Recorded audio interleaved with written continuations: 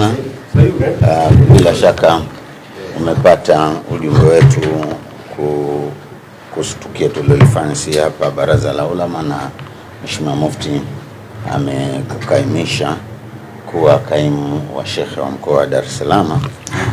Ambacho napenda nikiseme hapa, mwanzo huu umeingia vizuri, kwa sababu naamini huna kampeni yoyote uliofanya ili upate nafasi hii. Na Mtume Muhammad sallallahu alaihi wasallam anasema, la tasalu imara, msiuombe uongozi. Naam. Fenaka inutuitaha mas'alati mukilta ilaiha. Naam. Kwani wewe ukipewa uongozi kwa kuuomba na kufanyia kampeni, basi Mungu anakususia uongozi mwenyewe. Wa inutuitaha an ghairi mas'alatin wa anta alaiha. Na kama utapewa uongozi bila ya kuomba wala kufanyia kampeni, basi Mungu atakusaidia. Tuomba Mungu akusaidie, kwa sababu naamini hapakuwa na lolote la kampeni. No. Lakini ingine kubwa ambalo napenda ulishike, wengine watataka ufurahi, ushangilie, lakini dini inavyosema haisemi hivyo. Dini inasema kwamba man waliya alqadha faqad dhubiha bighairi sikini. Mwenye kupewa uongozi kachinjwa bila ya kisu.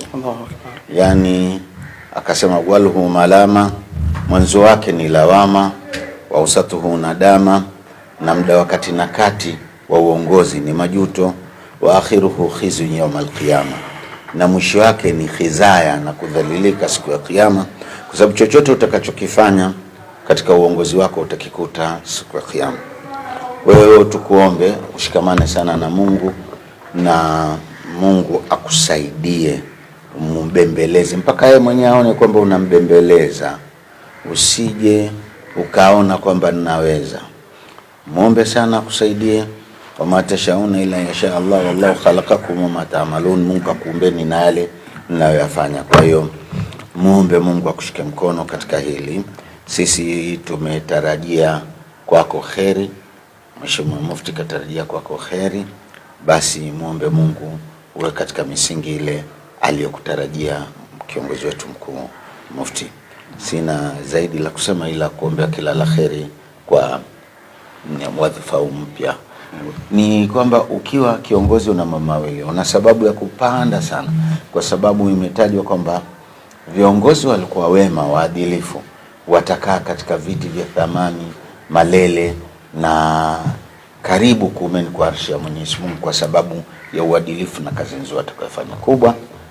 Sisi viongozi wako tupo na tuna ujumbe ambao tutakupa kwenye barua yako ambao hatuhitaji katika watu hapa.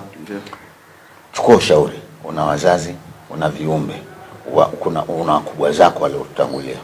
Kwa hiyo kuwa mwingi wa kushauriana nao, utopotea, na kuombea kila la kheri katika nafasi yako mpya ya uongozi. Nashukuru sana Sheikh. Kwanza ndugu waandishi wa habari, mfahamu kuwa Sheikh Hassan Chizenga kwanza alinisomesha. Kwanza mlifahamu, yani alikuwa ni mwalimu wangu ambaye alinisomesha. Alhamdulillah, Mwenyezi Mungu ambariki sana.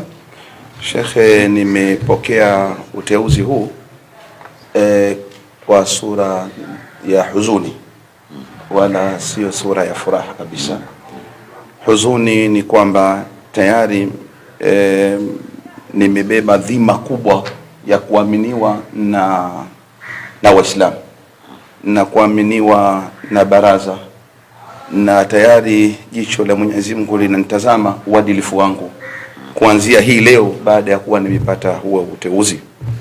Lakini khairun nas anfa'u linnas, insha Allah, na hili nitakuwa ni mtumwa wa watu, sio bwana wa watu.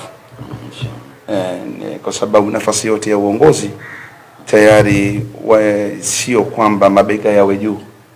Mwenyezi Mungu anijalie ya Rabbi niweze kuwatumikia watu wa jamii zote, na huu ndio uadilifu, na kidogo nafasi ya uongozi iko hivyo.